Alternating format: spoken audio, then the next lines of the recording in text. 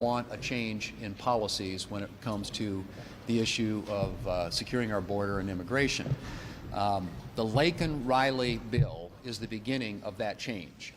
And it is a targeted bill that's designed to deal with a specific issue with respect to the issue of border security and security in our communities. And I commend Senators Katie Britt and Ted Budd for taking a leadership role on this. And frankly, the fact that we got a big vote on it yesterday to get on the bill, I think is a signal that the Democrats perhaps want to play ball. So this is an issue that isn't going to become a comprehensive immigration bill. That's not what this is about. This is a targeted bill. It's focused on a specific issue designed to prevent tragedies like what happened to Laken-Riley and the incredible heartbreak that has caused her family never to happen again. So right now what we're doing is trying to test whether or not the Democrats want to work with us on an amendment process. But the goal here, the objective is to get this bill across the finish line to deal in a very direct way with a specific border issue, which is the issue of immigration enforcement, and have something that we can put on President Trump's desk that he can sign into law early on in his new administration. So with that, I'm going to yield to Senator Britt and Senator Budd to speak about the bill, and then you'll hear from some of the rest of my colleagues. Senator Britt. Thank you, Leader Thune. And thank you all for taking time to be here today. Look, we had a big step last week, but there is certainly more to be done. I am excited that some of our Democratic colleagues have heard the American people. There was no more litigated issue than this over the last 4 years, and America spoke loud and clear on November 5th. They want secure borders, they want safe streets, and they want us to actually accomplish something. That's exactly what this bill does. Had this bill been in law, Laken-Riley would still be with us today. As many of you know, she should have celebrated her 23rd birthday last Friday. When we're looking at this, it's not only about her life and legacy, it is about preventing other families from having to go through the tragedy and heartbreak that her family has. It's also a first step in making sure that our nation is more secure, that our children from coast to coast are safe, and that we're actually doing the American people, we were actually doing for the American people what we told them we would do.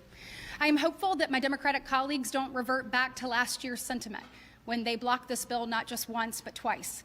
I also want to remind you that in the 118th Congress, the Senate Judiciary Committee that is responsible for marking up these bills did not mark up one bill that was immigration related. So I want to thank Leader Thune, this entire team, thank Senator Budd for getting this on the floor early and getting us an opportunity to actually yield results for the people that we serve. And I hope that my Democratic colleagues make the right choice. This week they have an easy one. It is between the open border policies of the Biden-Harris administration, or they can actually protect American citizens. I think that's an easy choice. Let's do this for Laken, and let's do this for our country. Thank you. So I want to thank Leader Thune, Senator Britt for working on this, reaching out to our colleagues across the aisle. You could see by the strong vote we've had in these first two procedural votes, their willingness, and I think that's a good day. But we've got more work to do. When it comes to this bill, I speak as a father of three, and two of those are daughters. And I hate that we even have to address this issue, but there's a lot of heartbreak around this. And in the time I've spent going off all 100 counties in North Carolina, I hear sheriffs repeatedly echo the same thing to me over and over, and that is every single county in North Carolina is now a border county because of Joe Biden's policies. Now, while this happened in Georgia, we have the same concerns in all the other 49 states, including in North Carolina. This is about preventing tragedies, something that should have never happened before. When you think back to November 5th, it was essentially about two main things, and that is things are unaffordable and that they're unsafe, whether you're thinking internationally or whether you're thinking domestically in your own neighborhood. And it certainly was for Laken-Riley, and it forever will be for her family. So this is about preventing tragedies in the future, and any Democrat that doesn't support this, they certainly didn't get the message that America sent loud and clear on November 5th. Thank you. Well, I look forward to seeing the Laken-Riley bill enacted into law.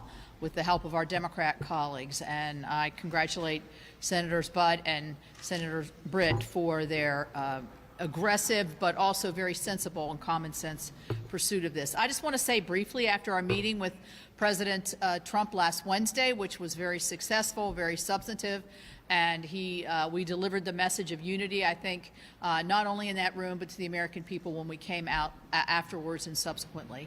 On Thursday, I'm going to have Lee Zeldin before the Environment and Public Works Committee. He's a former member of Congress from New York. He is a veteran. He is very well studied, not only in the environmental issues of clean water and clean air, but he also knows how bureaucracies work and how Washington works. So I think we sort of kicked off today with our nominees' hearings with Peach Hegseth, and we will be continuing this. And I look forward to hearing from Lee Zeldin and others. I'm going to hear from Sean Duffy tomorrow over in Commerce, but Lee Zeldin particularly, since I'm the chair of that committee, talking about how we're going to be committed to putting forward President Trump's promise, really, to the American people to make your government work for you, not against you. Thank you.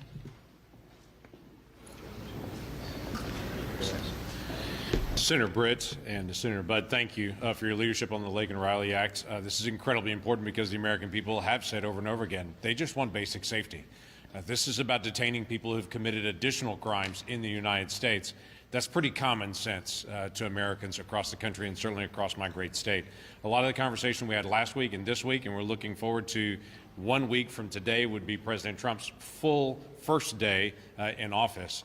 But the conversation's been about DOGE. It's been about government efficiency. We'll continue to be able to talk about that as we did last week, as we'll continue this week and in the days ahead to try to figure out how to make this government more efficient. I don't meet a single Oklahoman. Quite frankly, I don't meet anybody that I run into and says the federal government is the most efficient entity in all the country. Everybody sees areas of efficiency, so we're looking forward to continue to be able to drive that message and to be able to work towards making our tax dollars actually go to what they should go to.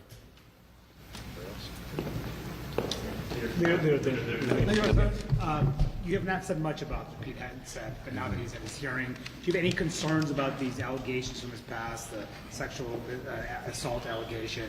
And if not, how quickly do you plan to move his nomination to the floor? I think he's addressed those allegations, and I didn't see all of it. I saw pieces of it, but every report I've had, the readout from the hearing this morning is that he acquitted himself extremely well. And made a strong argument for why he ought to be the next Secretary of Defense. If he's reported out of the committee, we will work quickly to get him across the floor, obviously, because that is a key, critical, important national security position that needs to be filled. Do you think next week? What do you think of the timing here? Do you expect to confirm a couple of nominees on inauguration night? You know, that's been the custom around here, some national security nominees, maybe Rubio because he's well known, maybe Ratcliffe because he's well known. What do you expect on that night or early Tuesday? Well, first, I mean, we hope that we will have some cooperation to get some of them moved quickly. And obviously, Senator Rubio is a colleague, widely respected on both sides of the political aisle up here.